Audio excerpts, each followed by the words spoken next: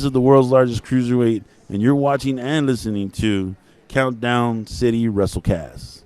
I'm out.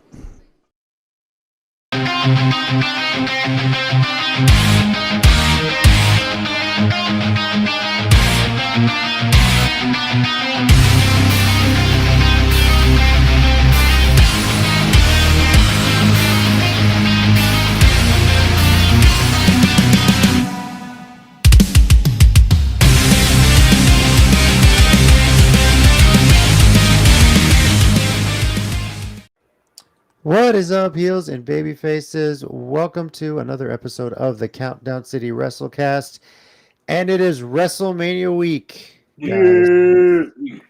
Finally here, the Super Bowl of wrestling and the granddaddy of them all, however you want to call it. I'm your host, JC, back from a week off of youth sports coaching, among other things. Joining me, we got that guy, Tommy. Hello. And Big Mike. What's up, guys? 2024. Let's get going. Right. Before we get started, I gotta hand it to you guys. For one, I had no idea the Calientita interview was happening, and I really wish I was on that because I think I needed to mediate a lot of shit that was gonna go down. And then, yeah, I know, but you know, I would have loved to have been a part of it. Okay. Yeah. I don't know if you would have mediated anything. That's true too. Bad with us. Here's what I would have done. Remember how we left Tommy and Angel Blue in the room by themselves for a little bit? Yeah. Probably would have done that to you and her, Mike, for sure. Oh. So. Well, because of my internet, yes. I left Tommy and her alone. By the way, hi, hi, good to see you. That's like the worst 10 minutes of my life, by the way. Just I'll just never get that back, you know. Hey, one of those live things, even though it really wasn't live, it was recorded, but guys, amazing job on that. It was really nice interview.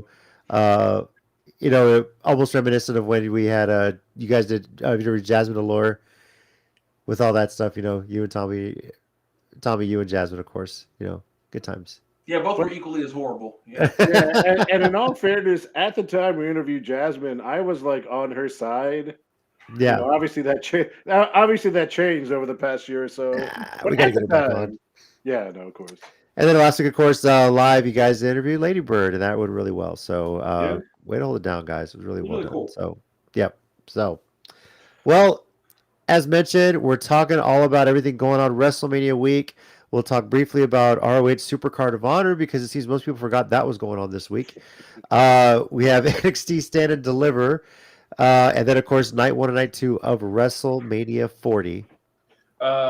I also think what's happening this weekend is also a friend of the show, Black Swan, has a big match, if that's this weekend, with Maki Ito. Is that this weekend? Because I know Maki Ito is going to be on. That's one of the things going on. Yeah, I think Maki Ito going to be at. I don't know if she's on a Ring of Honor this weekend, but. Well, yeah, our friend Black Swan is in Philly and she's doing a bunch of stuff. I did see that pop up. I think that's part of the shows this weekend. It's not 100% sure. Yeah, it's actually. Oh no, wait, I'm wrong. It's in 2 weeks. It's the same. Okay. You know what weekend it is? It's the same weekend. Literally everything else is happening in Texas, but that's happening on a Friday. Of course, it's happening on a Friday though. So. Oyster Bake weekend, yeah, for sure. Yeah, so. Yeah, that's the thing we're talking about that weekend. Yeah, naturally. What, Mike? As a proud St. Mary's alum, you're not plugging Oyster Bake? Come on, man. You know. First of all, every good St. Mary's alum knows you don't go to Oyster Bake.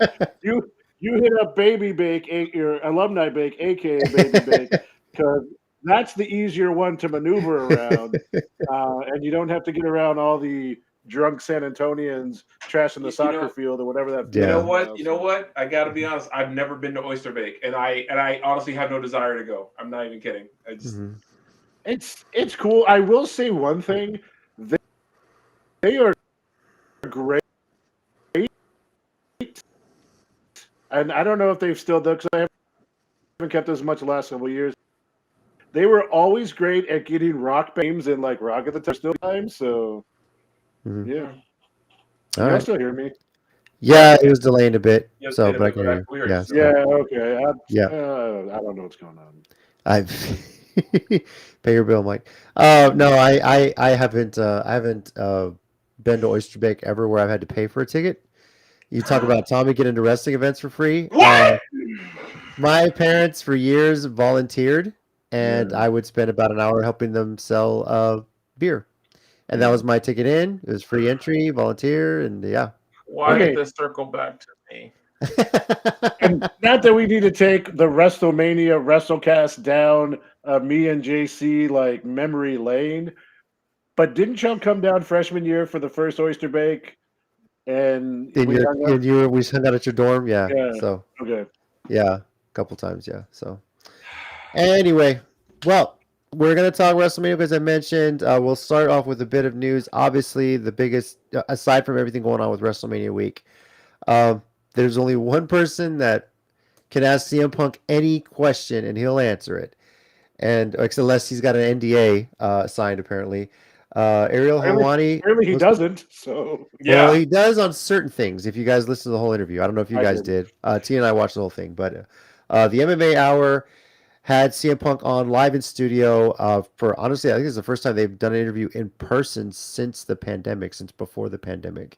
Yeah. This was a show he would appear on pretty much once a year, every January, talking MMA, talking wrestling, everything like that. So, there's Punk has a lot of respect for Ariel. Ariel obviously respects the business. He respects wrestling. He respects MMA. Talk about a lot of stuff. But he wasn't afraid to ask him what happened in AEW in detail. And how the deal with WWE came about. I will say, whatever side you're on it, I mean, this kind of happened years. I mean, think about 10 years ago when Punk left after Royal Rumble, and we didn't know what happened. And it wasn't until he was, I guess, ready or able to talk about it that he finally discussed what happened on Colt Cabana's podcast. wait, What's up? Has does it been that 10 years? mean? No, I was just going to ask if that means eventually down the line, Ariel and CM Punk are gonna break. No, up their I friendship doubt and They're going that. to get sued by someone from AEW. I don't know if it was going to repeat. I doubt that. Look, when it comes to the NDA, yes, there's an NDA, but Punk is not able to talk about anything that happened that Brawl night with involving the Young Bucks, Kenny Omega, and Adam Page. If I'm not mistaken, I think it was it in Wemby. No. No. That was way before that. It was way before that. He's basically, that's one thing he's not allowed to discuss. Because remember And after that, Page wasn't involved in that. That was a steal. Yeah, I'm sorry. So he's not allowed to talk about anything that those guys did. He can talk about stuff that from his end of it, what he did wrong or whatever, but he can't talk about what anybody else did. That's basically the line of it. Yeah. He can talk about the Jack Perry thing. He mentions the whole glass thing. It is worth the listen. I'll be honest with you. It really is. It sheds a lot of light on stuff. And if you go back, once you hear what he had to say about it, you go back looking at things, it's like, okay, you kind of understand that. The most interesting thing about it is, you guys remember years ago when he joined Fox on Backstage? Yeah. Yeah. Right prior to that, he was that close to coming back to WWE. Not just Backstage, but WWE. It was very, very close.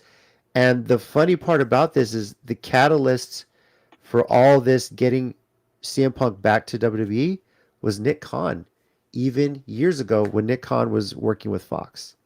So it's pretty crazy. Nick Khan's the one that made the call, reached out to CM Punk around Survivor Series and said, when's your no compete up? He's like, I don't have one. Really? I wish I'd have known this sooner. And within literally less than a week, they got the deal done for Survivor Series. He signed it at Survivor Series, showed up midway through the show, and then What? No. Remember, Sean Ross Sapp was wrong and made up a bunch of lies, and he got played. Yeah, he calls Sean. He basically doesn't call him out by name, but he calls him out. I was like, yeah, you guys are dumb. Like, you don't know a damn thing. No. He validated every. No, I mean, I didn't watch the interview. Yeah. But everyone said Sandra Sapp was making stuff up and that this deal was in the works for like months. And apparently what Punk said backed up what Sean Ross Sapp said, because he said, oh, is that what it was? Okay. Because Sean Ross Sapp kept saying, I have gotten no information to say that Punk is showing up. Yeah, it was really a phone call on a Monday. Yeah. They talked about it a little bit Thanksgiving, the day after, and he literally shows up on that Saturday. Right? Survivor Series was Saturday, right? Yeah. So, and that's how it came together. So, but also it's CM Punk's side of the story, so take that for what it is. It is, yeah. Not for that, for everything else, but from everything else. I'm really soured on CM Punk stuff right now. That just where I used to be all jazzed before, it's I don't know. The only time I'm okay with him if he's trash talking The Rock, because I also soured on The Rock, so it's like and he was pretty. No, I don't know, because even that to me is just like say I don't even enjoy that anymore, because to me I'm just like, hello pot, that's kettle. I'm glad you feel. I think that's what makes it so funny to me. Actually, yeah, I don't know. It's like the stuff at the press conference after The Rock walked off stage and he was like, "Come on, punch him in the face." Mm-hmm. I guess I don't know. It's just I understand, because I'm mostly with you on that, but yeah. So he did say that he will be involved with the pre-shows at WrestleMania. And from what he understands, it's like a 2 hour before each night. Apparently, there's a pre-show. Oh God! What the hell? He's sure we know that he's calling the World Heavyweight Championship match. Yeah, he knows that for sure. He doesn't know if there's going to be anything else he's calling. He's basically going to find out that night. So he's working us. He's going to be.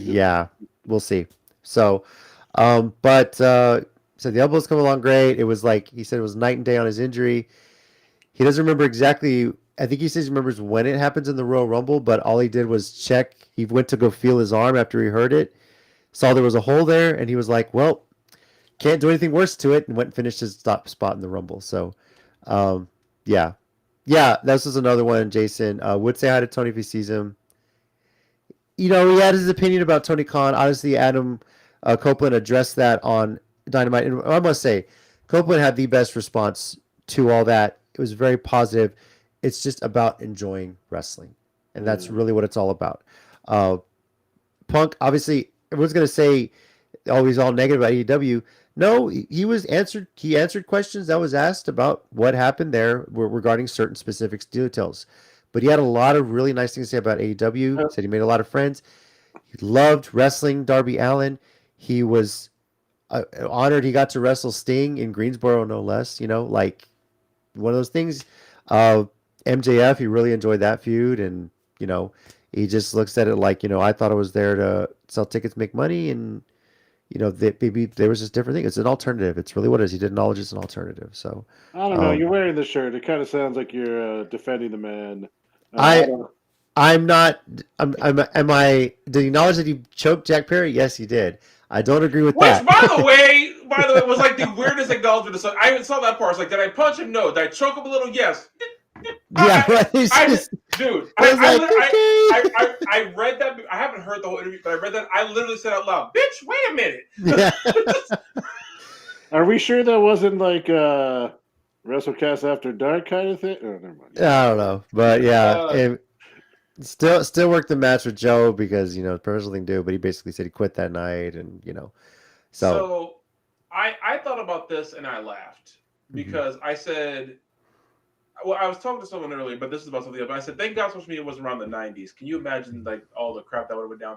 But I'm laughing because, that's how things are right now. What I mean by that is, he's all, all this stuff, AEW and everything. And some positive stuff too. But look at how stuff can switch in even a year's time. Mm-hmm. I made the reference earlier, like the Austin taking his ball and going home thing. I think before we started, and then less than a year later, he was already back and wrestling The Rock, and then Sheriff of Raw, or co-GM of Raw. So I'm laughing because all this stuff that we're saying, let's see what happens in a year.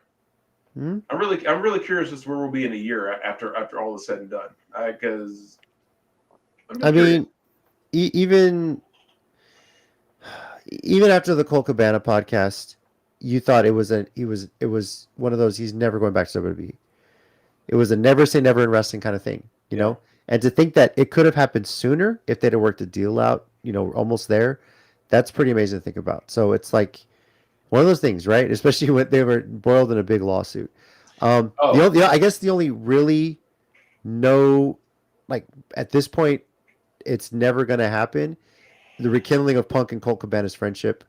He did acknowledge that, and he just said, look, Cabana tried to come and talk to me while I was watching the show behind the curtain, and I basically told him, I'm never going to talk to you without a lawyer present. So there's some really, whatever happened between them is really, really deep to cut what was honestly, Mike, as we know, listening to Cabana for such a long time, a huge friendship. I mean, acknowledged him by name on the Pipe Bomb promo in Vegas. Like, so whatever happened between them, it's very deep, very personal. And Punk it sounds like he just never wants to be his friend ever again. So it's crazy to think that, so, but I say if you haven't watched it yet, go watch it. Form your own opinions about it. But the longest short, the longest short of it is wherever it is, Punk talks, people listen. He still sells tickets. He's still a big part of the company. And honestly, personally, I think he's going to be heavily involved in what goes down on Sunday, if not Saturday. So, I think so. So I also heard Cody went on the same show like later and actually just kind of said he didn't quite agree with Punk's assessment because he still respects everyone there, which I thought was interesting. Again, I feel like two things can exist at once. Punk could have had a bad experience and other people. That's all it is. That's all it is. So whatever. But Mike, go ahead. No, the Cody thing, because I think it makes sense because I mean he helped create that, and I mean again, depending on how you see it or the things that were said, he sounded like he was like the Bucks would always talk about like we should totally make our own. He was like, let's do it. Like the one guy who's like, well, let's do it. Let's go. Yeah. Let's because he was. Again, and I don't know how much of this was working character stuff or whatever, but I always felt like online he was the one like, let's sell out this $10,000 place. We can do it.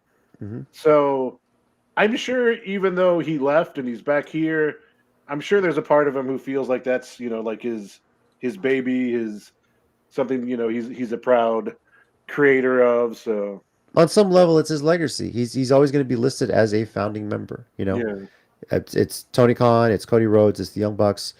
To a lesser extent, Kenny Omega because he still had the New Japan contract to finish, but I mean, it was that was all part of it. So, but again, Adam Copeland, great response to it, and that I'm not gonna come on here. And yes, I'm sure things are run differently in AEW WWE, but the biggest thing Adam Copeland said was AEW is great for pro wrestling, and it really is. Not there's a lot of WWE has gotten better because AEW is around. Yep. And it's shown that. And to this, we're talking about potentially what people are saying could be the best WrestleMania of all time. We'll see. So we'll see. Yeah. I don't know if y'all watched the beginning of Raw this past week. Have you yet? But okay. Maybe it's a better y'all didn't. Rock came out and then Roman came out. And I get it. Like I said, like we've talked about, we'll talk about it some more. Everything The Rock does now is the greatest, biggest, most amazing thing ever.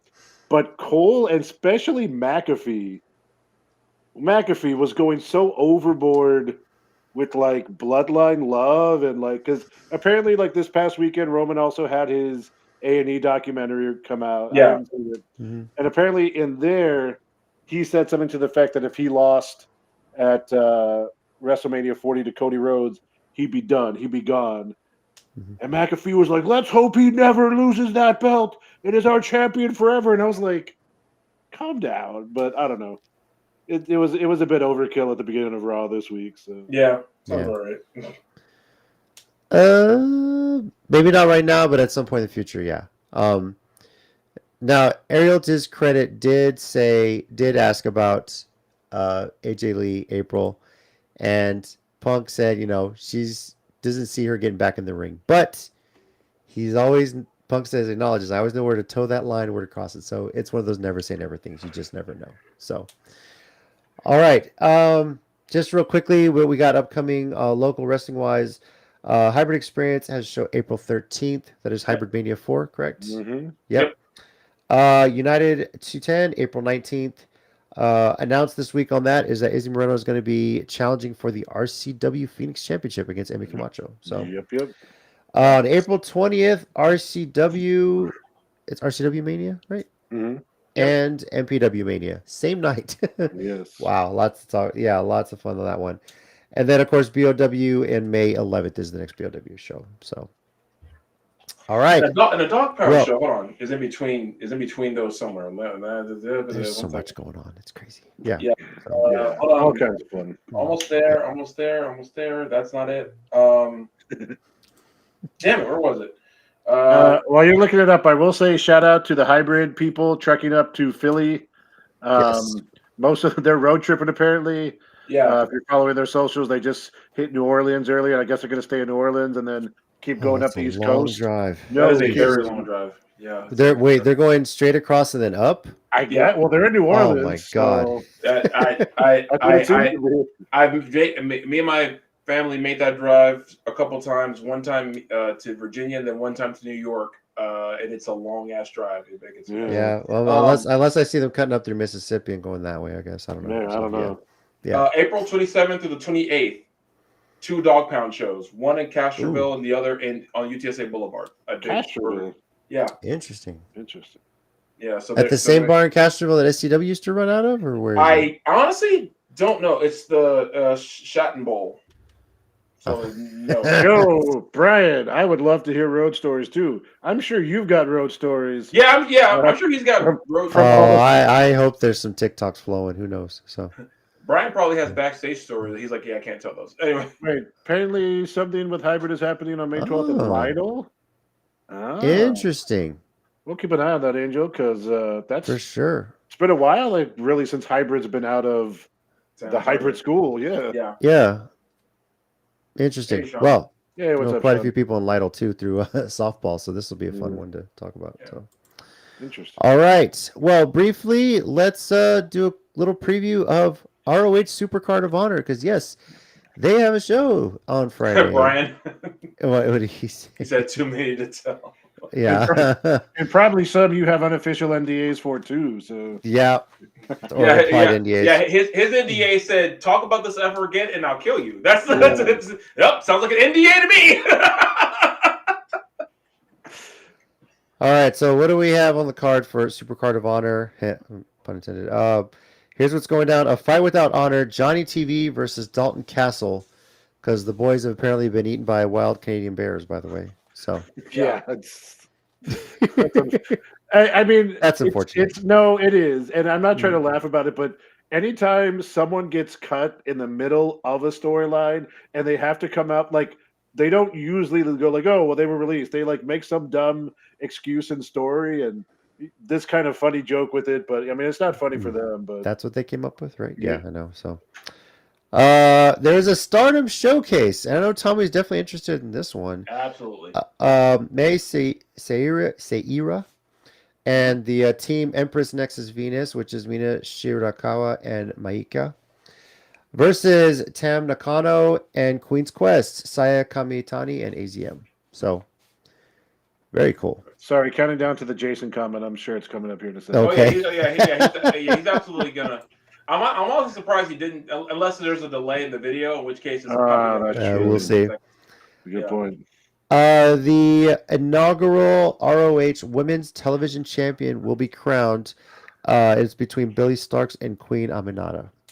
I want to say something. Oh, go ahead. Oh, go ahead. I was gonna say I was cheering for Billy Starks right up until Queen Aminata was in the finals. I was like, well, it's not only this, and Billy Starks' story has been really great.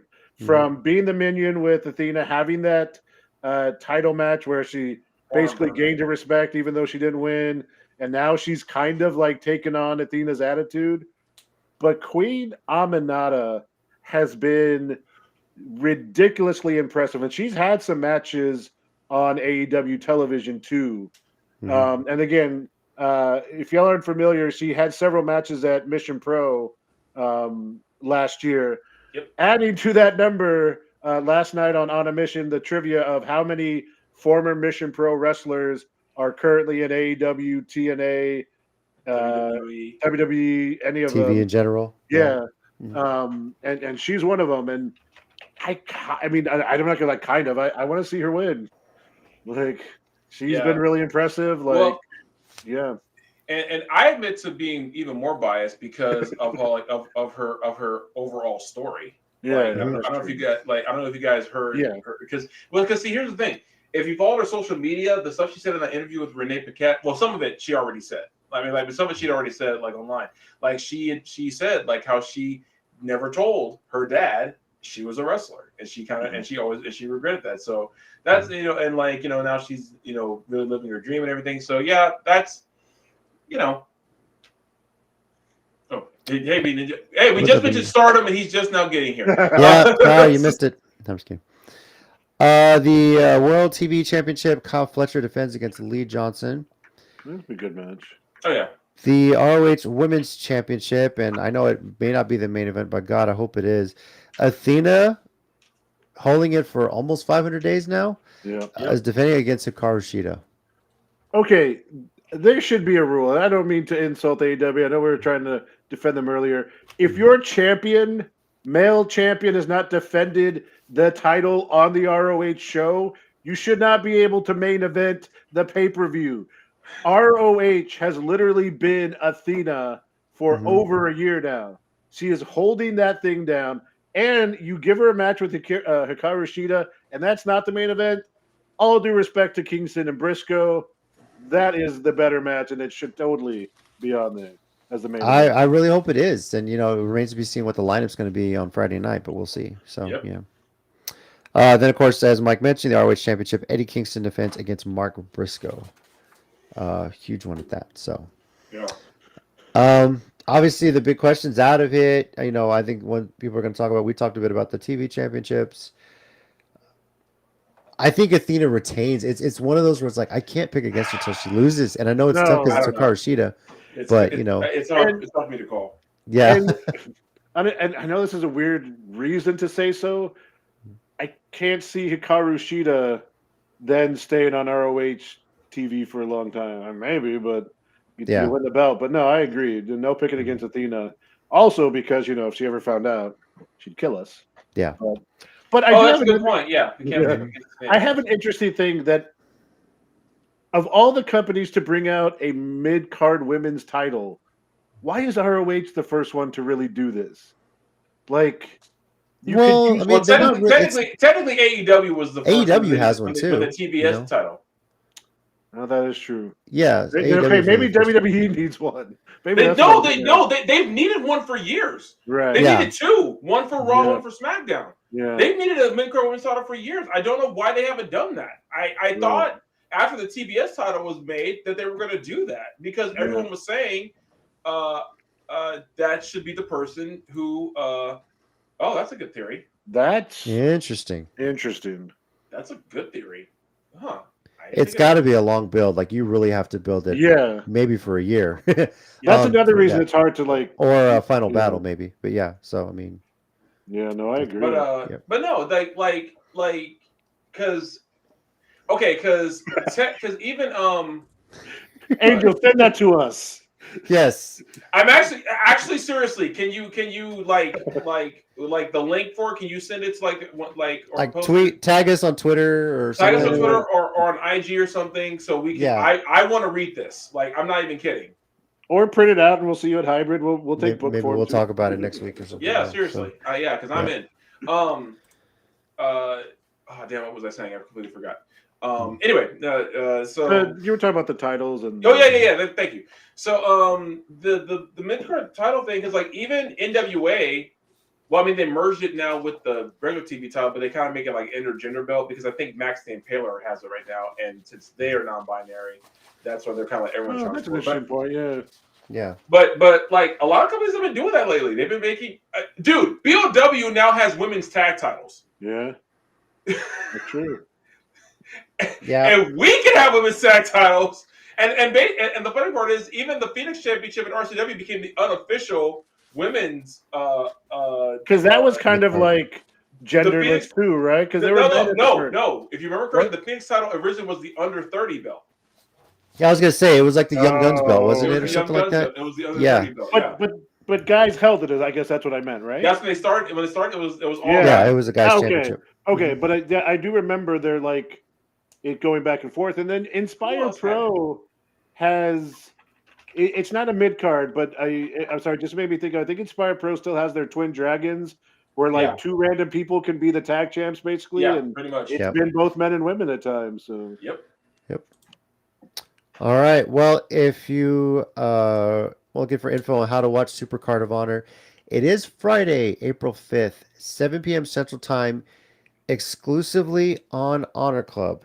And this is taking place, by the way, in the Liacouras Center in Philadelphia, Pennsylvania.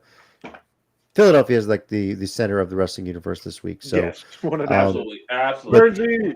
yes, Lindsay, what's up? Bernsey. This one is exclusively for Honor Club members. Visit ringofhonor.com for more information on how to subscribe to Honor Club. And so you can watch Super Card of Honor and every other ROH event this year. So, Honor Club is not like Honor Roll or NHS, just so we throw it out there. Wow.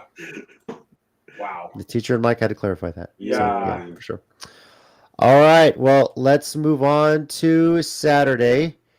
And the appetizer is NXT Stand and Deliver. This one really kind of blew up after Tuesday's NXT event. It blew up and rightfully so, considering the feuds that have been going into it. Yes, for sure. So, starting with the match on the pre-show, Sean Spears versus Joe Gacy. What is it, Tommy? I was just laughing. It's like it's kind of bad. I really want to watch this more than WrestleMania. This match? No, the whole show. The The whole whole show. Well, there's one reason I would say not as much. Yeah, It's missing someone. Oh, It is. okay. Really. Okay, that's fair. But she found her little microphone again. I'm really intrigued to see if they I really want to see what they do with that too. They for allow Hey sure. guys, it's Ren. So Yeah. yeah, Ren's World. It Yep. came pretty easily there. It really didn't work out. But anyway, Yeah. sorry. Now, pre-show Sean Spears versus Joe Gacy, and I just want to point out Tina has submitted her picks. Oh, she has. Stand Okay. Deliver. By the and way, WrestleMania. Brian, when you say Tommy No Way, you got to be very specific because that could Yeah. mean so many things. I'm assuming he means one to watch Stand and Deliver more than WrestleMania, but Oh, maybe, okay. maybe I'm assuming that's it. But then again, I don't know, Brian. Stand and deliver. Mm-hmm. Oh my God! Please stop doing this. No, I'm gonna do it more now. Sean says Spears. Tina says Spears. I'm saying Spears. Is anybody picking against Sean Spears? And John basically, Spears with a chair. yes. So I'm gonna pick Sean Spears, and I Okay. hope Mike stops doing that like tonight. no, Mike. I really wish I had a counter ready to like count how many times he does it the whole Hold show. on. That's been 5 at least. No, Look. 6. If we live stream WrestleMania reactions, I'm doing it all night. So just yeah. Jason knows what I'm talking about. 7. Oh my God! All right. You know what I need? One of those like things that the ushers use at church to just like count every time Mike does that. Yeah.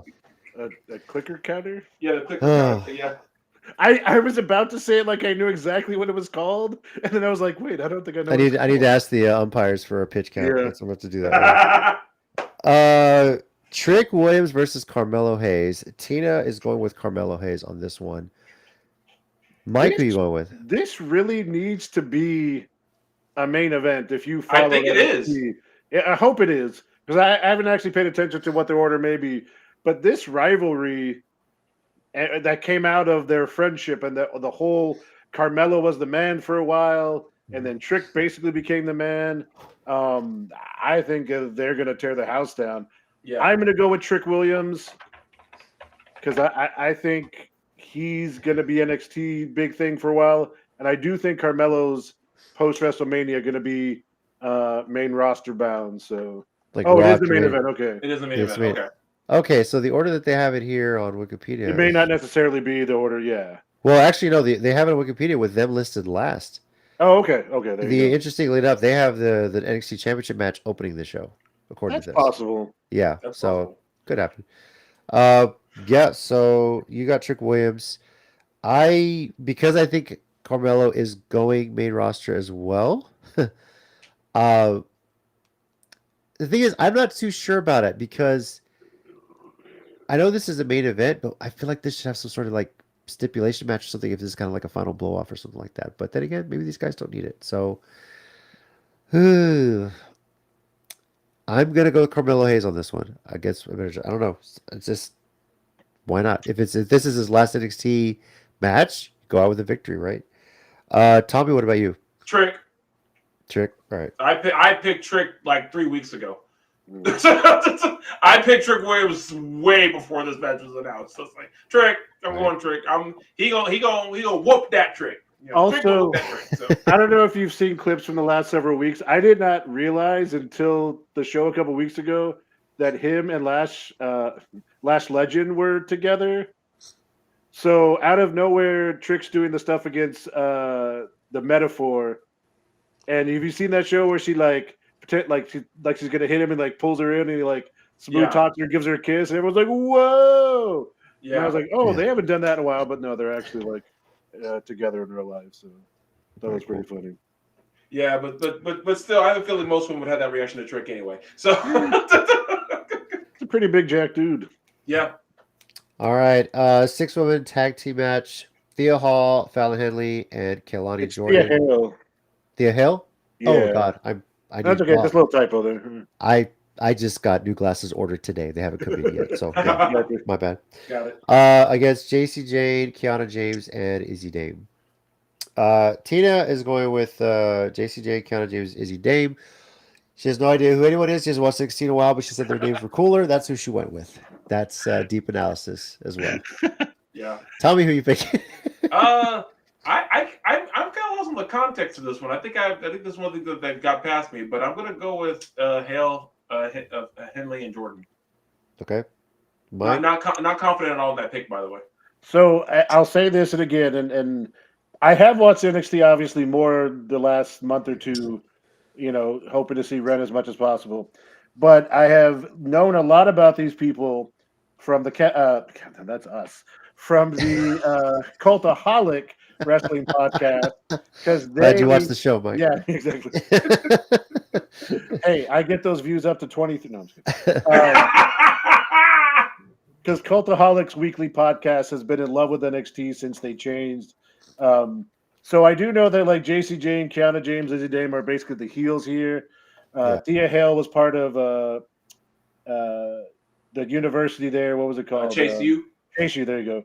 Yep. And JC was trying to turn her into like a bad girl, and then it didn't work out, and now they're not friends anymore. But I actually am going to go with JC Jane, Kiana James, and Izzy Dame because I think the heels are going to pull one out and make the faces chase them a little bit longer. So that's good. I haven't watched NXT as much as I like, but there's a girl with the name JC on this one, so that's what I'm going with as well. I can't even do it. That is one of the best reasons you've had. Yeah, that's true though. Yeah, this is our not so expert analysis here on the WrestleCast. So I'm bringing that over from Sports Minorities, if you will. So, all right, NXT North American Championship: Oba Femi versus Dijak versus Josh Briggs. Now, Femi this past Tuesday was wrestling. God, I can't remember his name because he just got severely injured, supposedly. Really? Hold on. Was that? Oh God! It was all over social media yesterday. The ref threw up the X. They had to call the match short or something like that. Unless I'm thinking of something else. Obafemi? Yeah. Briggs. You wrestled Joe Gacy. Was it Joe Gacy? Yeah. Really? Well, that means Gacy wouldn't be there for the Spears match potentially. Yeah. Yeah, I don't know. This was like that might have been a storyline.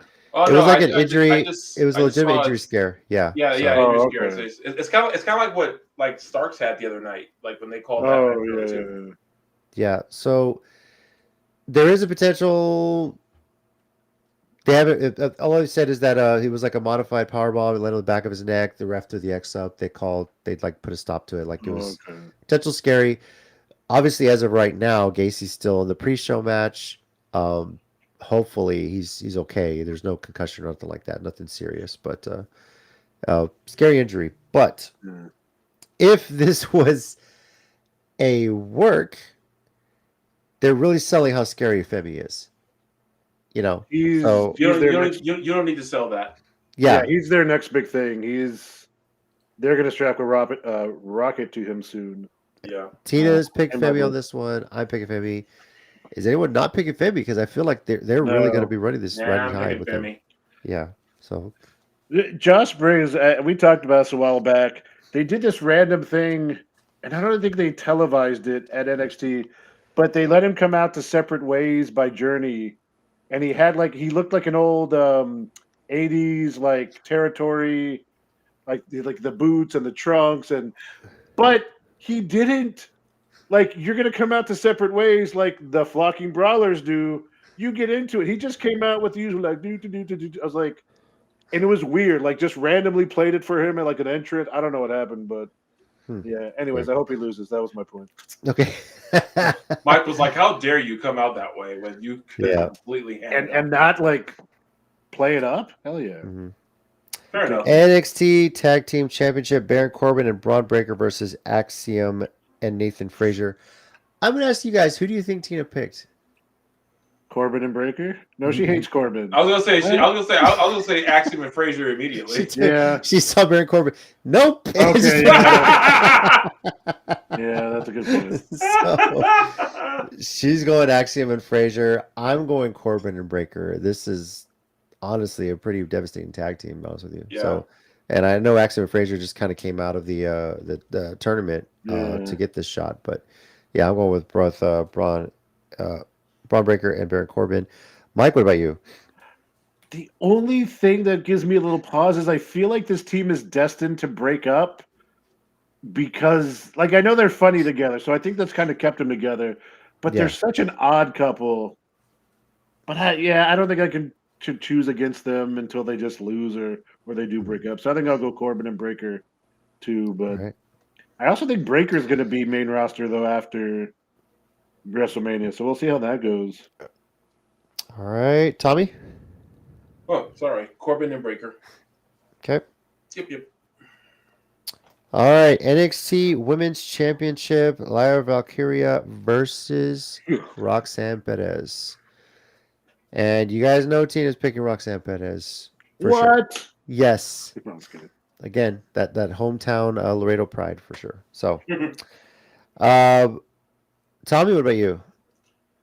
I gotta go Roxanne, dude. Everything she's been doing lately, I feel like it's her time. So I'm going Roxanne. All right, Mike.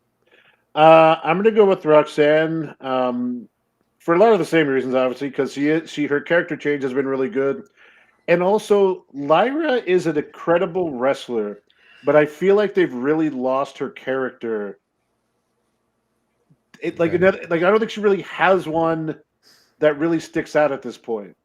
Like, she's not like she's horrible, but like not really strong on the microphone. And if you ask like what is Lyra Valkyria, who like she used to kind of be like a mythical forest type. I mean, not like Black Swan, but like that kind of stuff, like from England and all that kind of fantasy stuff. But she's just kind of like good wrestler now. Okay. And in NXT, that doesn't stick out as much outside of the matches. So I think it'd be good for her to lose the title and kind of find something to bring her character back out. I agree. I'm also going Roxanne Perez. This character change, like you said, Mike, has been really good. We've really never gotten to see her, whether it was Roxanne or Roxy, as a heel. Yeah. So we're getting that, and it's really gonna winning the championship and getting to showcase that much more. I think it's gonna be really good for her. So Tommy, especially because there's a Laredo connection now, do we see if Roxanne can help Denise be more heelish?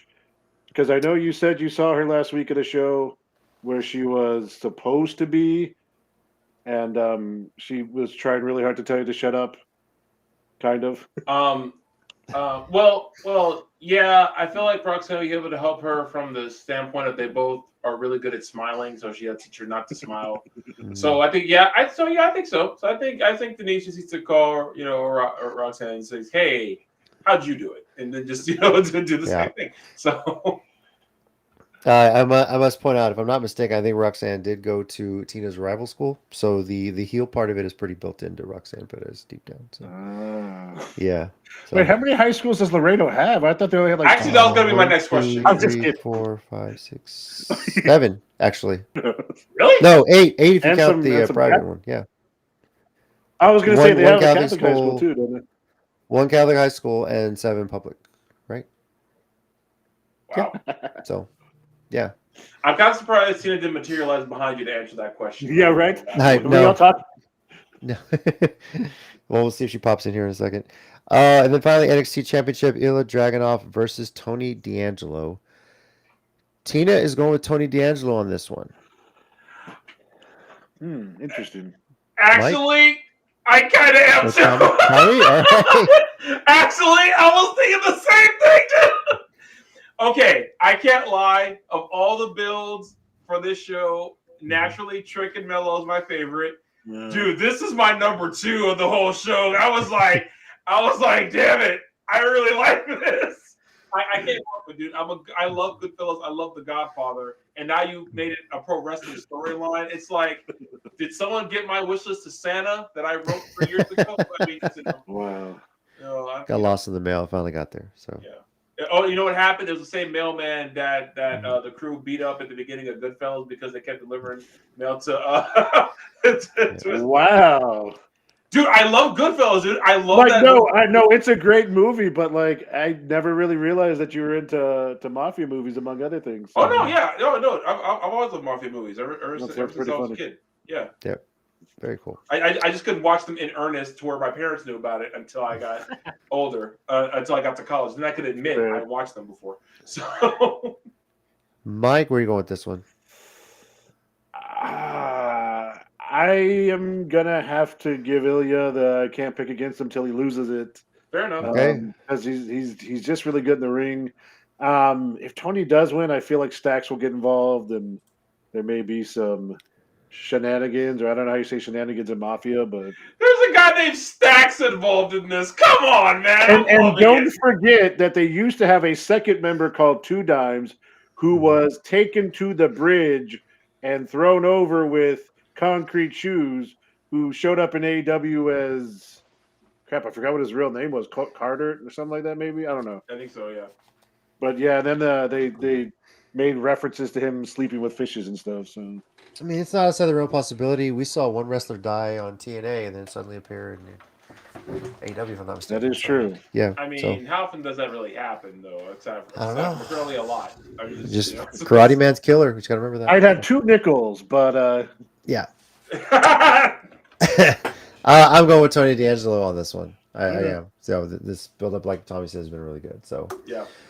All right. Well, Stand and Deliver, like I mentioned, is the appetizer before WrestleMania, and it takes place on Saturday, April 6th at 11 a.m. Central Time, guys. whoa, Early. that's Yeah. weird. I believe the pre-show starts at 10 our time, and is available on Peacock. So yeah, early show. It is taking place in the Wells Fargo Center in Philadelphia, home of the Philadelphia 76ers and the Philadelphia Flyers, exclusively on Peacock and wherever WWE Network is found internationally as well. So, By the way, what's up, Michael May? We see you there too. Hey, Michael May. yep. All right, and finally, guys, let's talk WrestleMania. I guess. I mean, if you want to, we got nothing else to do. Yeah, nothing else going on, right? I guess you have time, right? Yeah. Starting with night 1. Now, I don't know. Okay, I put it in the order just as I see it on our agenda here. Here's the order that Wikipedia lists night 1 of WrestleMania. Well, apparently check Triple H's socials, because apparently he put out not only what matches are on what night, but the match order is what I remember seeing. The thing I shared in the chat earlier in the week was supposedly from his social media, or maybe the WWE's, but they made it sound like Triple H. Maybe they just said that because, he's the guy in charge. He's the boss or something? Well, the creative, at least. Let me go back and find that in our little group chat here as well. But because I would assume on Wikipedia it would be pretty similar once that got out, because you know how people like to go on and edit it. Yeah. Yeah, I mean, because once they because they have Rock and Roman versus Cody and Seth Rollins listed first, so that wouldn't be the right order. We know that's the main event of night. And the one that I sent. Yeah. Yeah, the one you sent there first. Yeah. Oh. So that would be right. So that's weird. Yeah. Let me. Okay. Here's what I think. What you have looks good. Yeah. Well, what I have listed is not the order that Wikipedia has it, but here's the order that Wikipedia has the night 1. is Rhea Ripley versus Becky Lynch first, then Gunther versus Sami Zayn. Then you have the 6-pack tag team ladder match. You have Uso versus Uso, the 6-woman tag match, the LWO versus Santos Escobar and Dominic Mysterio, and then you have Bloodline versus Cody and Rollins. That is the order they have for night 1. I feel like that. I do know Becky made some comment in the past couple of weeks, knowing that she probably wasn't going to get to main event either of the nights with Rhea, about kicking the show off. Yeah. So that might make sense. Plus, I hate to say it like this, but LWO versus Santos and Dominic does sound. No. It's the. It was the. You said the match before them was that one? Was the LWO match? No, LWO and then is right that before the Oh, main that's event. right, because that is with Mysterio. Yeah. Yeah. And that does kind of make sense as like the come down match before. Because could you imagine Rhea and Becky then following that with Yeah. the big tag match? That would be a lot.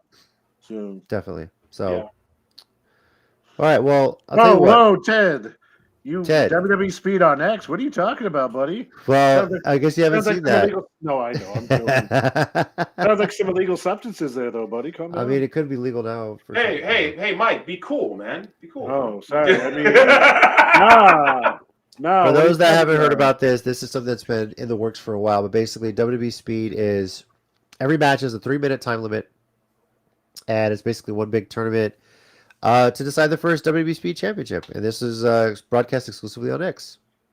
Yes. Yeah, I'm gonna pass. That's cool. Well, Ricochet won the first match on Speed. Which is weird because usually he loses in 3 minutes. So good for him. Well, it's all high paced. There's not a lot of pandering to the crowd. It's very much a high flying, I basically call it the indie style, if you will, on certain things. Yeah, but Indy usually goes like 20 minutes and has like 40 kickouts. So yeah, this doesn't have that. yeah. I know. Although as fast as these guys move, you probably could get 40 kickouts in 3 minutes. Okay. So yeah, but it was Dragon Lee versus Ricochet was the first match. So yeah.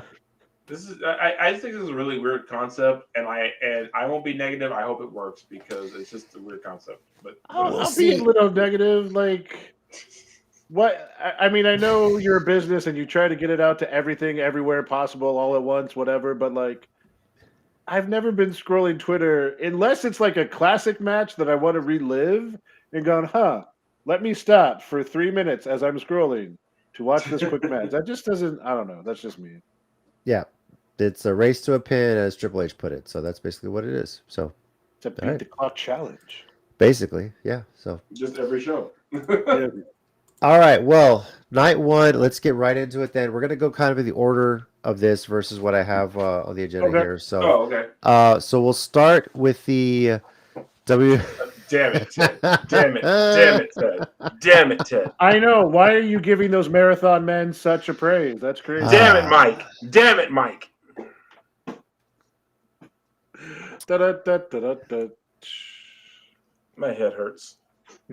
That's funny. I'm just Tommy, that's do you funny. ever have fun on this show? Like, Yes, every whenever time I Angel turn Bloke around, is in here. Yeah.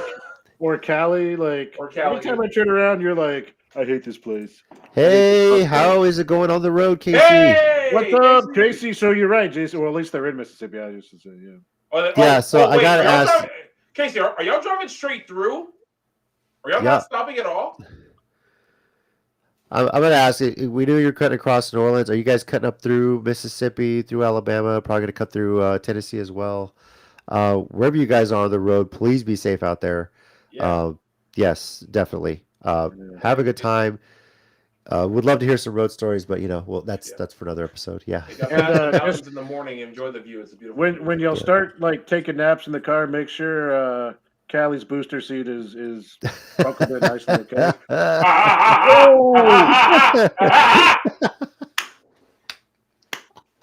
Right there. All right. Night 1 is potentially going to kick off with the Women's World Championship. Rhea Ripley defending against Becky Lynch. Tina is picking Becky Lynch here on this one. Tommy, what about you?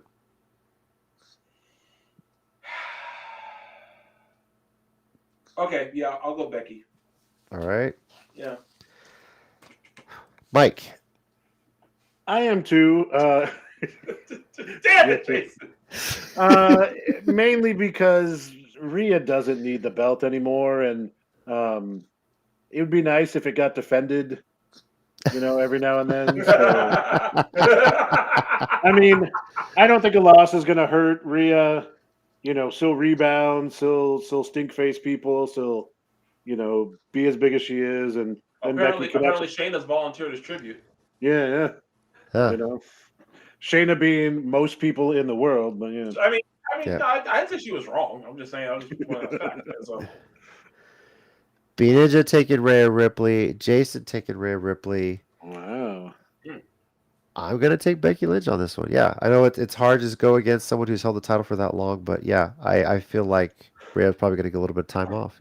So I want R-Truth to cause Judgment Day every single match they're in, just because for no reason. That'd be kind of funny. No, I want him to show up at Super Card of Honor Friday night and interfere in the Dalton Castle match or something, and then pull his. You're like, oh, my bad, and then show up the rest of the I wanted to do it and call Dalton Castle Nick Mysterio. Nick Mysterio. wow. Why aren't you at WrestleMania, bro? And then he calls Johnny TV Johnny Nitro. Oh, yeah, you should call him his original name. Nick Nitro, what y'all doing here, man? Wow, NXT show a little different. Oh yeah, Mike, if you just joined us, I'm making fun of The Rock, so everything gives me goosebumps.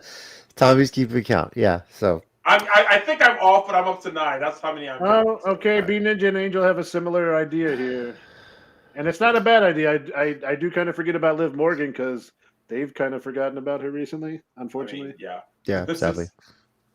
But it is all right. season. Intercontinental Championship. Gunther defending against Sami Zayn. Tina, where does she put this one? Oh, she's picking Sami Zayn.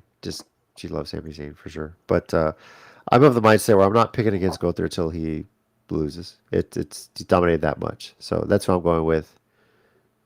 Mike, how do you feel on this one? I think the same. I know they've kind of done this storyline as part of the stuff with Sami. But I think it's going to be Gable who eventually takes it off him. Okay. Or it should. So I think Sami's going to give a hell of a match. He's going to do what he always does. I think he'll get the 2.999, maybe even a ref knockout visual pin type thing. But yeah, I'm going to go with Gunther. I saw Ninja's comment. I know. Yeah. I'm going with him. For you, your Intercontinental title match was the biggest day of your life. Yes. For me, it was Tuesday. Yeah. That's the best, worst 90s yeah, movie it of all really time. is. Yeah. Denise, what Hey! is up? Yes! It's a party now! We were just talking about you. Yeah. We were just talking about Laredo. Yeah. Yeah. Tommy, who are you picking on this one, by the way? Well, if he's in Bison, then I'm gonna go with Ryu. I'm picking Sammy. Oh boy. I don't know. I can't pick against him for some reason. I just can't do it. I don't know why. Something is not letting me pick against him. I'm going Sammy on this one. All right.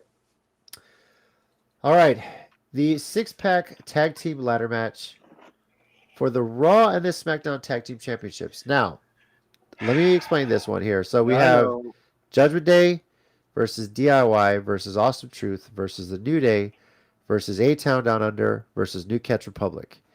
The worst. We could potentially walk away with 2 new champions because, as it's been explained, Raw titles on one side, SmackDown titles on the other, and the match ends when both are retrieved. So if one team wins one of them, they're the champions of that brand. Oh, So, okay. What? Do they leave the match though? Can they still contend for the other belts? I don't know. And what happens if somebody steals the belts from them, right? The way I've been understanding it, because I wasn't sure if until JC said that was confirmed how they're going to do it, but now that I know how I understand it is that team can still win the other belts. That's how I understood it. Okay. Yeah. They can still win both belts. Because there's a little part of me that think it would be hilarious to explain that the belts are about to be split, and then one team wins them both anyways. Yeah. But I don't know. This has very TNA vibes for me, and I don't like it. Very much. So basically, Not the match. Having to pick it. I know what you mean, but that was I funny know. immediately. 1, 2, 3, 4, 5, 6. You have a dice there. You can roll it. I still don't know where mine are. Oh no! You know, I found them. There they are. I was gonna say because Sean, he's got the dice. yes, I found them. They were here. Hey, our truth is part of this match as possible. Look, we're picking two winners here. Basically, Tina has picked DIY and Awesome Truth to each walk away with tag titles. You can pick two winners, or you can pick the same team to win both titles. However you want to do it. Now, I have a feeling Mike is going to do the dice roll thing, so we'll hold off and let you go last here. I think Awesome Truth is going to get one of them. Yep. I'm not sure which one yet. And then I'm actually going to go with New Day as the other team. That's what I'm picking on this one. So, and a lot of this has to do with my theory on what is going to be happening the next day involving Judgment Day. So, Tommy, what about you? Okay, I'm picking Awesome Truth for one. Okay. But I'm gonna roll this and see who the other team is. So hold on. Okay, now if you roll a 3, you're picking Awesome Truth twice. I'm just gonna let you know right now. Yeah. But if I roll a 5, that will be me picking A-Town Down Under, and I'm rolling again. So because I refuse to pick them regardless. So 1, Judgment Day. So. Okay. I like how, are we even considering the fact that they could retain one set of titles? Well, I just did, see? I know. But only because the dice told you to. Yeah, honestly, they were not even in my top 3 of winning this. All right, Mike, are you going straight dice? You're making picks here. Well, no, I would just like to point out that you said, I think Mike's going to use the dice. Let's let him go last, and then Tommy used the dice. I know. So, would you like me to roll for you, sir? No. Okay. I've got picks. Oh, okay. With all the confidence that I pick my TNA multi-people matches. But dude, you saw much confidence I have. And I'm going to choose the brand that they win. How about that? Okay. Well, I don't research that far. I'm not that brave. Awesome Truth will win the Raw brand. Okay. New Catch Republic will win the SmackDown brand. Oh, okay. Nice. New Catch Republic was in my top 3 to win something. So honestly, I want to see Pete Dunne with the belt in his mouth again. So okay. That being said, that's always been a cool aesthetic. If you were to roll the dice, let's see who you would have gotten. So, Tommy, go ahead and roll. Okay. Yeah. Okay. He would. That's number 4. That would have been New Day. New Day would have been 1. Yeah. And so, New Day would have been 4. Okay, so and 6. New Catch Republic anyway. New Catch Republic. So hey, not bad. So by the judgment of the dice, Mike, you were half right. The consensus is we all think Awesome Truth is walking away with the tag titles at some point. Yeah, I mean, how can you not put them on them at this point? Okay, honestly, one reason why I want them to win is because I love how The Miz is barely holding a character every time R-Truth literally opens up his mouth. It's every time R-Truth talks, Miz is like, I hate this man and love him at the exact same time. He's having way too much fun because of Truth, and it is pretty funny. All right. Next on the card, the Battle of the Usos, Jey Uso versus Jimmy Uso. Tina is going with Jey Uso. I'm going with Jey Uso. Mike? I'm going with Jimmy Uso. Oh. Because I think it plays into the overall storyline more. Okay. Of the 2 nights, of the Bloodline and everyone else. I obviously want Jay to win, but I feel like Jimmy's been made to look not as good during this whole thing, and I think they're going to give him that on night 1. All right. And Tommy? Jay. Literally, we're kind of for the opposite reasons. Okay, hold on. I like B Ninja's idea here real quick.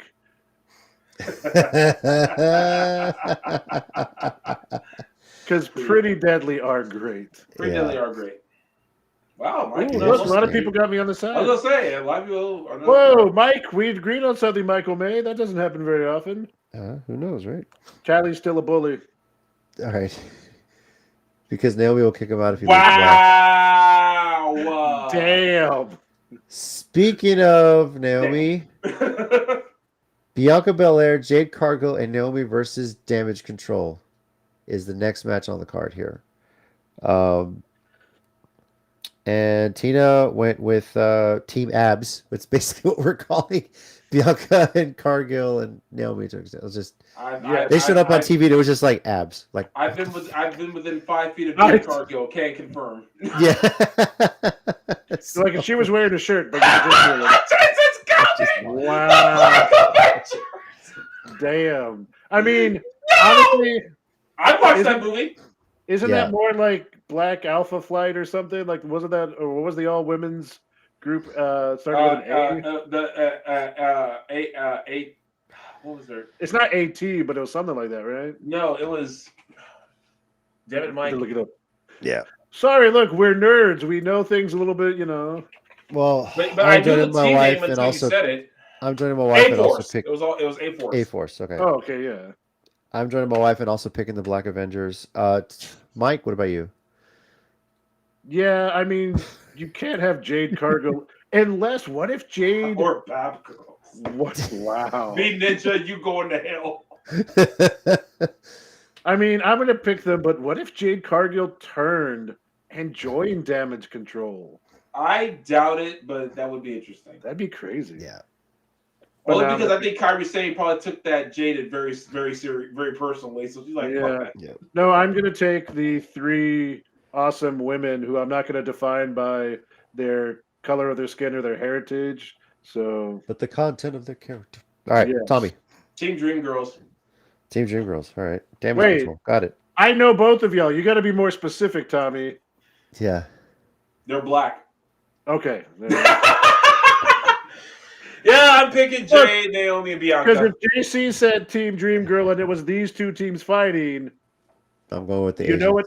Yeah, Yeah. exactly. So, So, Well, Dream Girls. Well, specifically, it was a movie and a play. So, Yeah, it's true. which I saw both numerous. Well, I didn't see the play but once because my cousin was in one version of it. The soundtrack like crazy when I was a kid, but I've seen the movie Dream Girls probably over 20 times. So Nice. All right, tag team match LWO with Mysterio and Dragon Lee taking on Santos Escobar and Dominic Mysterio. Tina's going LWO. I'm going LWO. Tommy, what are you picking? first of all, B Ninja, you're still going to hell. Dog, but hold on, dog, Latoya. That's the third one you're naming. You know, Tommy, sometimes with you and Jason, I feel like Rudolph. Sometimes, like I can't join in these reindeer games. I mean, You know, for certain reasons. But well, he started it. He said Power Bad Girls, then to the I'm not. Michelle. I'm Anyway. not. I'm not blaming you. I'm just saying. But I'm going Team LWO because I just want Dragon Lee to win his first WrestleMania because I'm a Dragon Lee fanboy. So All right, Mike. The only little thing that makes me again here is last year Ray straight up beat his son. Well, he beat his son and then pinned him. So,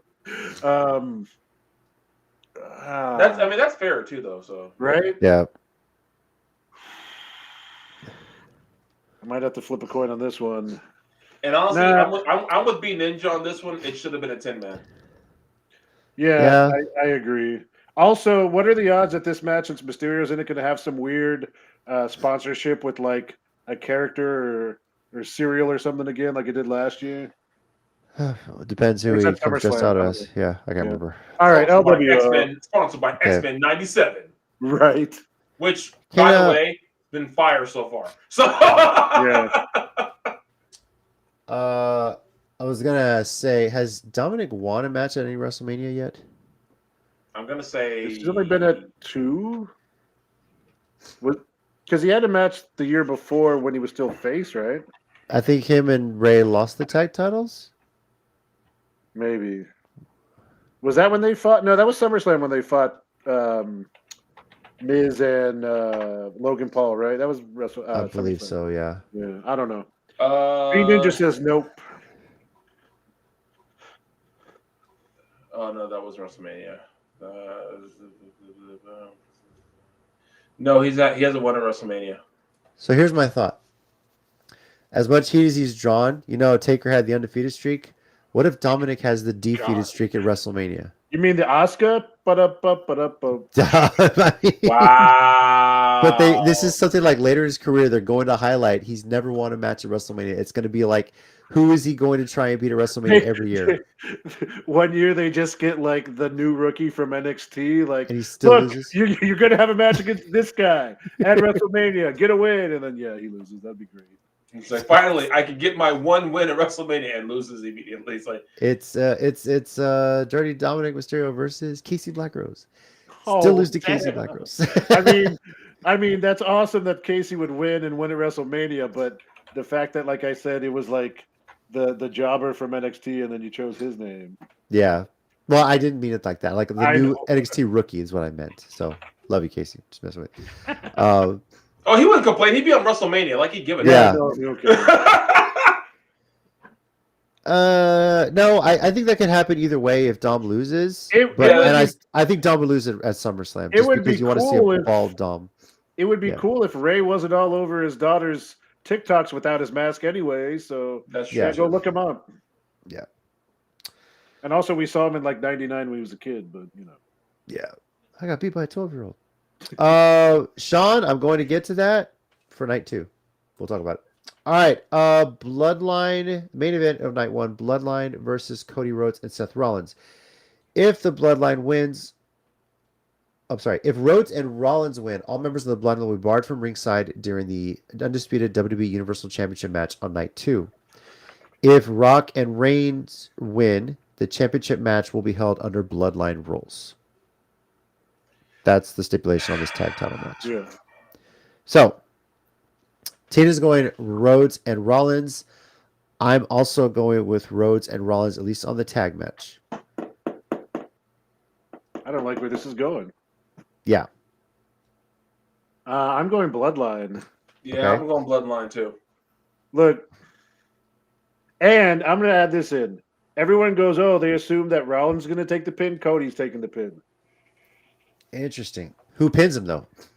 The Rock. Yeah. Okay. Because Roman has factored so little into this already, it's amazing. Again, just reminds me of the SNL skit about Blossom, where everything was about Joey Lawrence. And then she's like, and don't forget the name of the show is still Blossom. And I just feel like Roman's like, don't forget that I'm still the champion. Okay. Yeah, I agree with Jason. Rock pins Cody. Interesting. So, all right. Well, that is night 1. Night 2 is where it's going to get a little interesting, I think. So, this one, according to this, is going to open with the World Heavyweight Championship match: Seth Rollins versus Drew McIntyre. And you got ahead of me there. Who was it that put the comment there? Sean? Sean, I think. Yeah. Yes. This is where I think potentially we are going to see a Damian Priest cash in. On who? I think Rollins is going to win the match itself. But because of what happened in the main event of the previous night, the Bloodline is going to come out and attack Rollins afterward, either by trying to cost him the match, somehow he squeezes it out, or they attack him after the match, leave him lying, and that's where Damian Priest is going to cash in on Seth Rollins.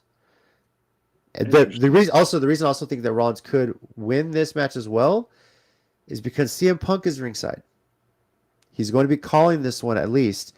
And the thing with him and Drew McIntyre back and forth, I think Punk is going to get involved and cost Drew McIntyre this match. So Rollins is going to retain, but then the Bloodline's going to. But enough. I mean, I see what you're saying, but he kind of hates both. They both. Yeah, all three of them hate each other. But yeah.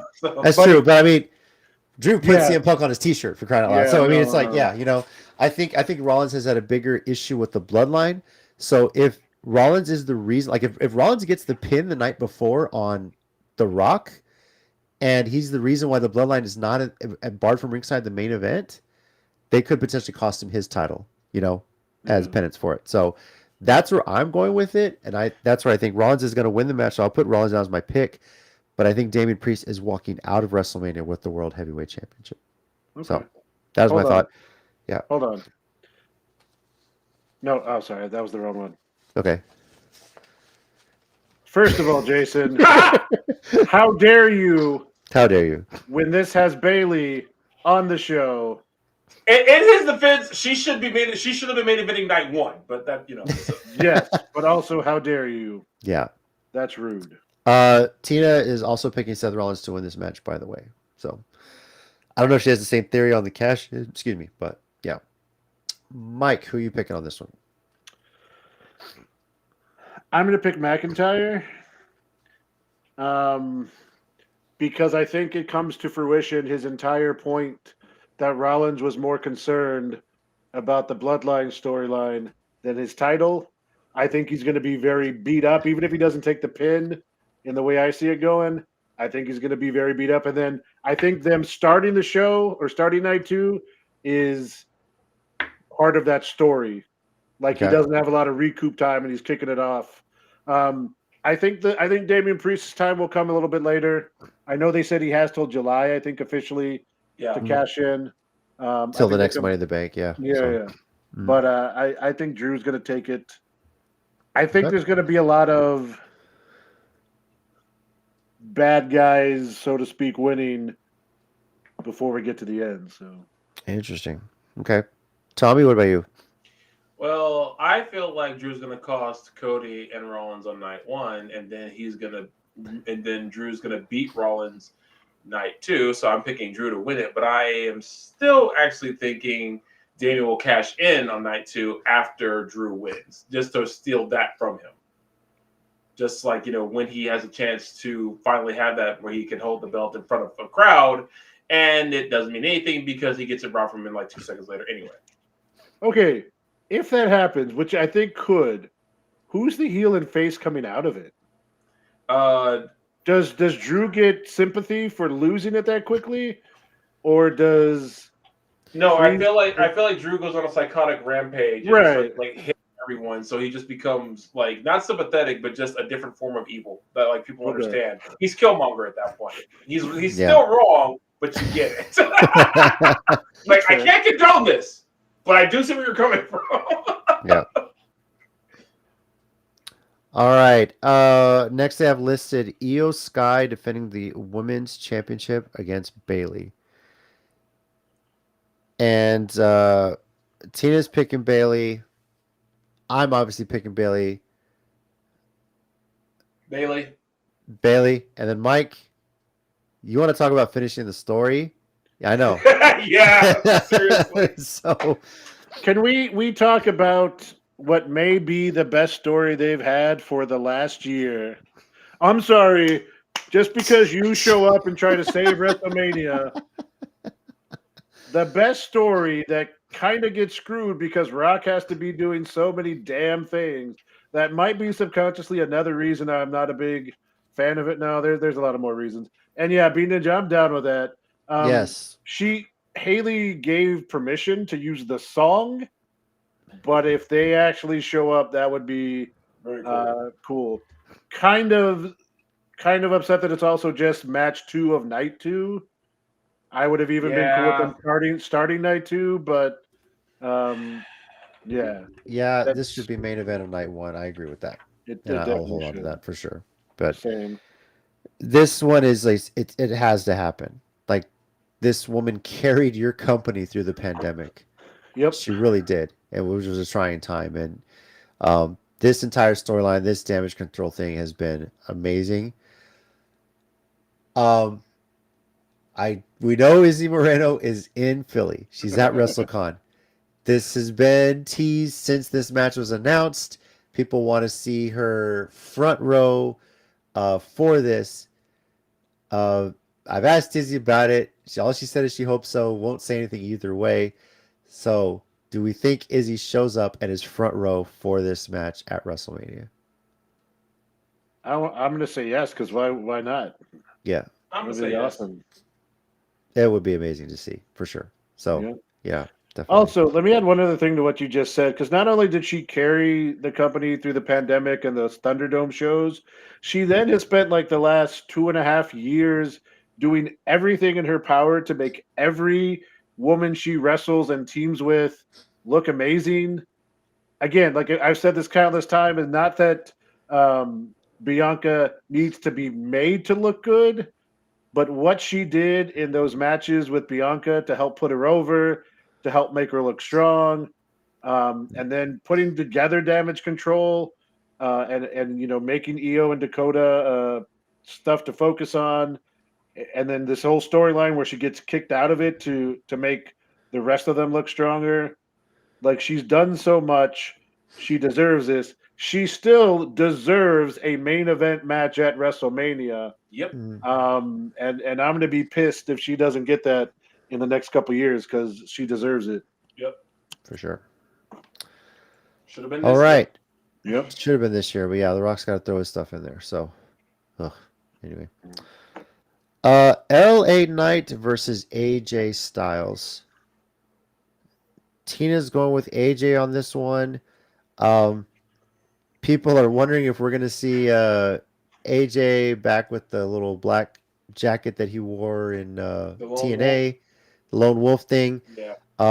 I would love for them to get the rights to his old TNA music and come out to that, but I don't know if we'll see that. Anything's possible now with WWE, though, right? Evil Ways by Blue Serrano. I love that damn song. Yeah. Wow. I guess B Ninja doesn't like this match. Wow. Wow. Oof. I though am going with AJ Styles on this one. I expect like a darker AJ to come out here for this. B Ninja, there's a match later that has Karrion Kross in it, and this is your toilet match? Miss me with that. Come on. While Tommy recovers from the shock of that, Mike, who are you picking on this one?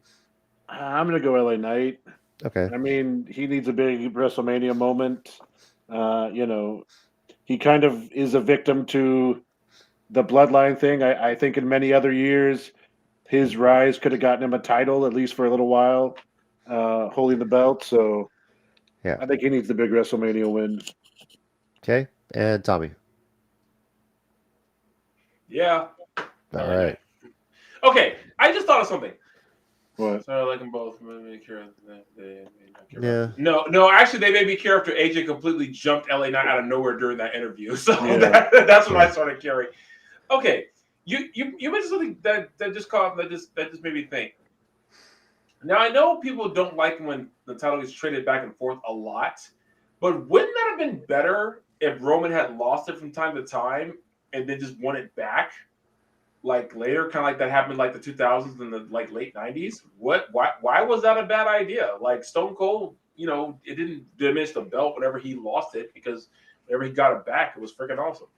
I don't know. They've become obsessed with long title reigns that like take over the record. Like I feel like by the end of like 2027, every major title, the record for the longest holding it is going to be with like modern superstars, and it's okay for certain things, but when you do it with it, like I would rather Gunther's have the long reign right now than what's become of Reigns. Yeah.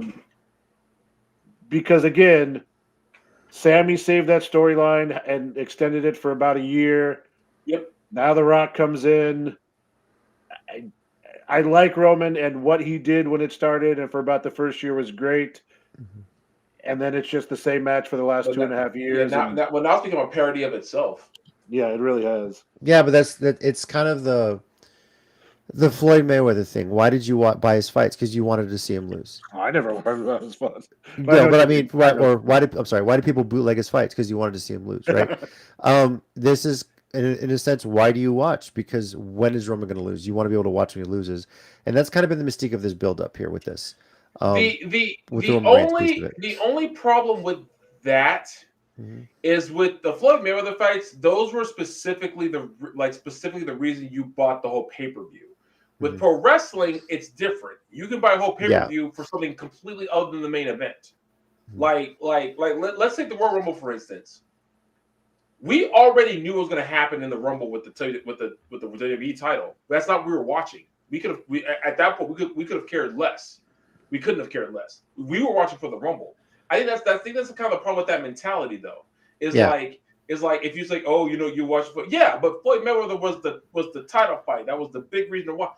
You can watch a wrestling review for any other match other than the main event. I mean, it's not like the old days where only the main event sold. Like what was it? Chris Jericho said this one time about WCW. He said WCW always had the better undercard. WWF had the better main events.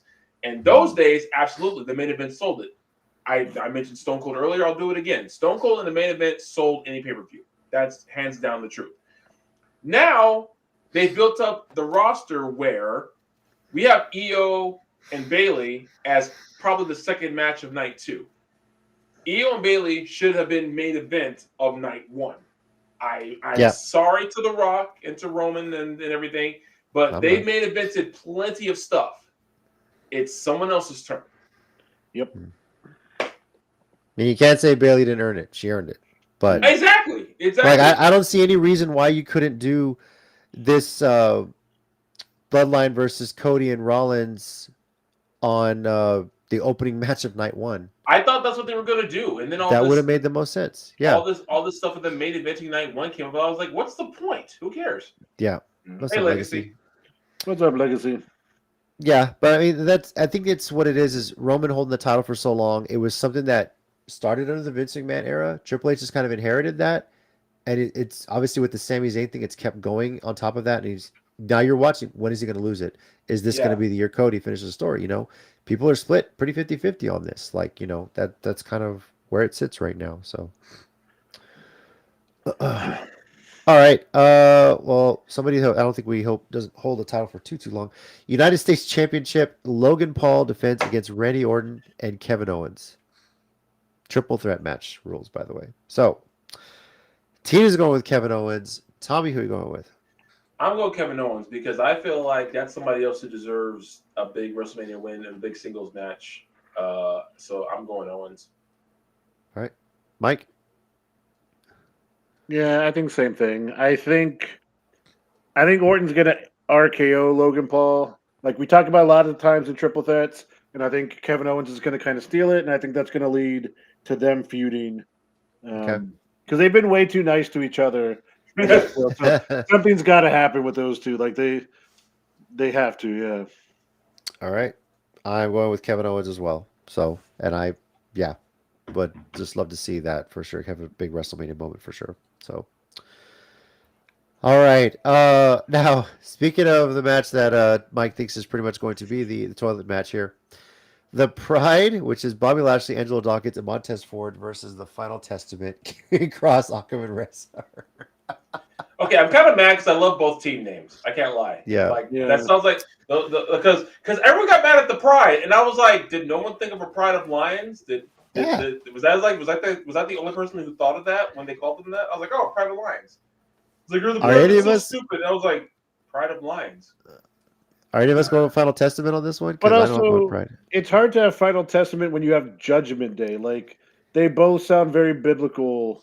Yeah. Yeah. And one's awesome, and the other has Karrion Kross. So I can't talk bad about Karrion Kross. I've met him a couple of times. He's actually a very nice gentleman. I'm sure he is, but be Ninja, damn it! Well, you got to be more specific. No, I'm just kidding. Oh my gosh. I'm going with the Pride. Just David B. Ninja. Yeah, I'm going to the end of the road with Pride as well. Oh my God, Jason! Well, at least I didn't say Jagged Edge, which I mean, look, they are in Philly. If they don't come out to Motown Philly as their entrance music as a team, that would just make the most sense. Yeah, but what a party at? Anyway, yeah. Yeah, remember when Montez got down on bended knee for Bianca? I hate. You're right, Mike. I just hate this show. Let's just be thankful we didn't make a joke for some of the other songs from that album because those would have been really awkward. Just throwing that out there. So. Yeah. Jason, get out of the chat.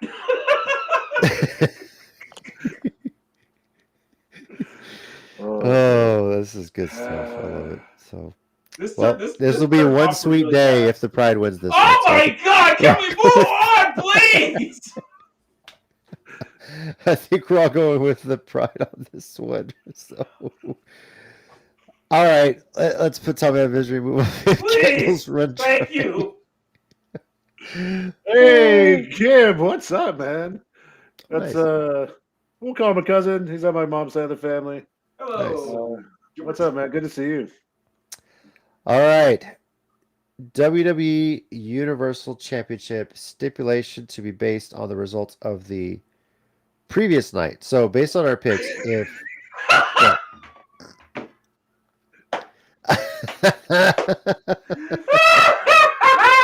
his last chance, right? Yeah. Love you too, Gib. Wow. All right. So, based on what you guys predicted, so if according to Mike and Tommy, the stipulation on this will be Bloodline rules match. Yeah, that's Yeah. According to Tina and myself, this would be Bloodline barred from ringside. So, Tina is picking Cody to finish the story before Major Eclipse, as Legacy put it. Mike, where are you going with this one? It's got to be Cody. Okay. I'm pretty sure on a show around Rumble or maybe before that, I said that if Cody didn't finish the story, I was done watching WWE. Like, I can't take another year of Roman crap. Like, I don't care if it leads to him and The Rock, whatever. I can't. Sorry, I have to share this. And if you're a gamer like myself, this makes so much sense. Youngest hours. Youngest hours. Yeah. It's an SNK thing, Mike. It's Fatal Fury. Yeah, okay. Tommy, who are you going with?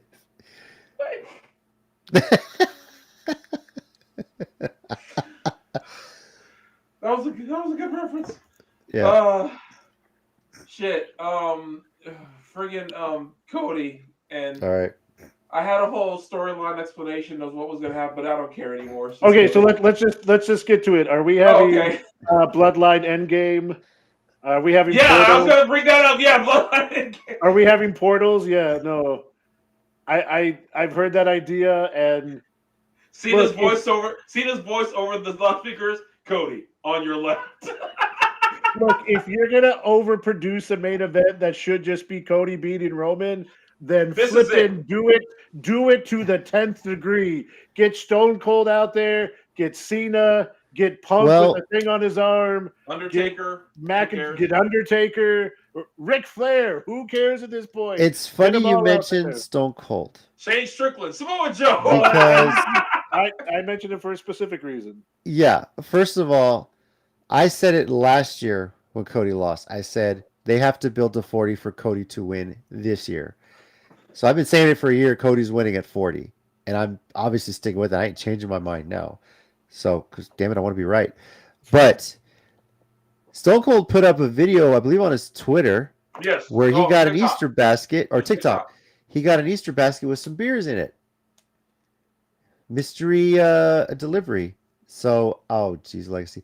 No. Wow. No. Nope. And a lot of people were wondering, hey, are they, obviously, whether the bloodline is barred from ringside or not, they're going to be there. They're going to find a way. Whether they have another Samoan cousin down the road that's going to show up that's not officially part of the bloodline yet, whatever. Stone Cold's going to get involved on some level to neutralize that. He's got that long feud with The Rock. People have thrown out, well, maybe John Cena would show up, but they haven't teased any of that. Something's got to give here. Eric. Could be another Kevin Owens and Sami Zayn thing, keeping up with their whole making sure the bloodline loses, right? They Jey can Uso continue showing that. up, just the Jey Uso as well, yeah. So, Hey, I know this sounds weird, but McIntyre was mad at the bloodline for costing them his title way back at the castle. So, could you imagine if it's faces and heels just to stop the bloodline? I mean, if McIntyre wins the night before and gets beat up and gets cashed in on, maybe, or earlier in the night, if you will, right? Earlier in the night, yeah. So there's a lot.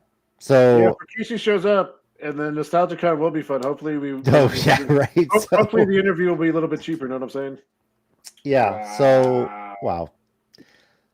So this is gonna be those end game thing, like you said, Mike. Bloodline Assemble, whatever you want to call it. This, Well, it's weird because the Bloodline's the bad guys, but like, you get the idea. I'm not going to call it like Rhodes Family Assemble because look, if they could work out a deal to let Dustin be there, that would be amazing. everything.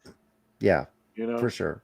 So this is something like God damn it, if you don't finish the story now, it's never gonna get finished. It's really not. So, this is your one person that's going to have to be the one to take it off Roman Reigns.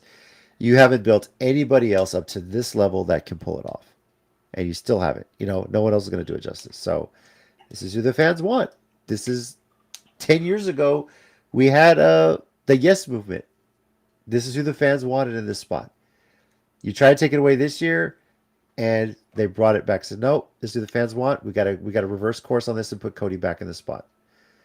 And there's actually a great article on ESPN about that right now, actually, how they listen to the fans on this. So yeah, it's got to be Cody, and makes absolutely no sense if you go the other way.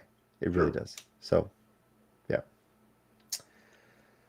What was everybody? Also, Legacy. There, I don't know if you were referencing stuff that we thought you were, but I don't know. Also, B Ninja, you get the B Ninja joke, right, Tommy? I get it. Yeah. Okay. Yeah. I just that's so. First of all, until he did that, I forgot she did that movie. I'm sure most people try to forget it, but I wasn't too bad. And also, Burnsy's just, I think, speaking facts here. Oh, it doesn't blow up. Well, Burnsy, to be fair, the internet will be pissed no matter what happens because. Well, that's a good point, also. Because it's the internet. Roman should have lasted for 2,000 days. No. Talk to me when Orange Cassidy holds the title for 1,000 days. There's the WWE speed stuff. That's more his info. So. Oh my God, he's gonna be the first speed champion. You only got 3 minutes. Yeah. He's like perfect. Someone say 3. Oh yeah. Well, it's his family. So. Yeah. Actually, that's making more sense the more we talk about it. Jimmy Uso's gonna be the speed champion now, right? So. Yeah. Yep. All right. WrestleMania Night 1 is Saturday, April 6th, starting at 6 p.m. Central Time. Night 2 is Sunday, April 7th at 6 p.m. Central Time. Pre-show, if what Punk said on the interview is correct, he's going to be there 2 hours before. So it'll just be starting at 4 o'clock our time. Keep in mind on that. Taking place at Lincoln Financial Field in Philadelphia, Pennsylvania, and is available in the U.S. on Peacock or wherever your pay-per-view provider is. If you're still getting this on pay-per-view, you're spending too much money. Sorry. Just subscribe to Peacock for at least this weekend if you need to. So, WrestleMania, guys. What surprise appearances do we want to happen? I think we said Stone Cold. I think could be one. I mean, it's every time they do a multiple of 10 on these WrestleManias, they do something big. So who knows who's going to show up? You also said, is he at ringside for Bayley's match? Is he at ringside for Bayley's match? Definitely. I really hope for that too. Yeah. So, although if they do show up, I wonder if they're going to mention that she has begun her own pro wrestling career. So we'll see if that you would think so. So yeah. Maybe they'll even give Harper a shout out. You never know. Yeah. Any other surprises you think might happen? So. Legacy, an interesting one. Well, we'll see. I don't know what his contract status is. Yeah. So Matt Hardy. That's what Legacy just put in the chat. So yeah, him and his wife are all about the drama. I don't know. Yeah. Who knows, right? No one I can think of. Because at this point, I just want Roman to lose. I don't care about anything else. Well, I care about one other thing. So. Oh yeah, that. But it's like I care about Roman losing more. Yeah, I really need the Latino World Order to win that match. So yeah, of course, that's what I was talking about. Dom has to have a defeated streak at WrestleMania. Go his career without a single win. So, that'd be great. I love like the like when he retires, he has one more WrestleMania match. He hits the finisher, but like the person rolls out of the ring. He's like, no, or it's like a time limit draw. I was about to say it'd be a time limit. Yeah. So. All right. Well, with that, we'll move into our 1 minute warning segment. Mike, do you have something this week? Yeah, something kind of short, but I do. All right, whenever you're ready, set and go. So I just want to everyone going to Philadelphia today, tomorrow, this weekend, have a blast, be safe. I can't even imagine what it's like in Philly right now with not just WWE being there, but all the other people that we've seen posting they're going to be there. Hyber's going to be there with people. Our friend Black Swan is going to be there. WrestleCon has like 600 people there. Like I can't even imagine having enough money to get like half of those people. But just have a blast because this is why we do this show. Wrestling's awesome. There's all kinds of awesome wrestling going on. And I know Tommy's talked about it before. Jason being into, I think I've done this before. Go see whatever shows you can during that weekend if you get a chance. There's all kind of cool little indie shows. You always get a chance to see like cool people that you've heard of, that aren't on the big show quite yet, but are making their name. Have a blast, everyone, and be safe. Well All said. right, definitely well said. Mania weekend is insane. So Yeah. WrestleCast speed. No. Yeah, no, we were doing that way before they. Yeah. Tommy, do you have something this week? Actually, I don't think I do. I think I'm good. Okay. And by the way, Ted, we don't need 3 minutes. We get our stuff done in 1. Hell yeah, we do. Yeah. We're flexed. efficient. Hell yeah, we do. More efficient. So Yeah, Burnsy Izzy's up there too. Like we said earlier, we hope she shows up at WrestleMania, but she's at WrestleCon with that's Hybrid right. and Yep. yeah. For mine, Mike said it. They enjoy this weekend, whatever you're a fan of. I know people are going to look at that interview that Punk did and just polarize it. Look, if you're a fan of wrestling, you love WWE, you love AEW, you love TNA, you love Ring of Honor, you love New Japan. Maybe there's certain aspects you don't like about each company, but it's all great. And dare I say, we're living in a better era than the Monday Night Wars. We really are, and I don't think you guys realize that. Maybe I'm showing my age. If you get, for people that are young out there that don't remember the Monday Night Wars or were too young to remember, that was an insane part where everyone was just trying to outdo one or the other.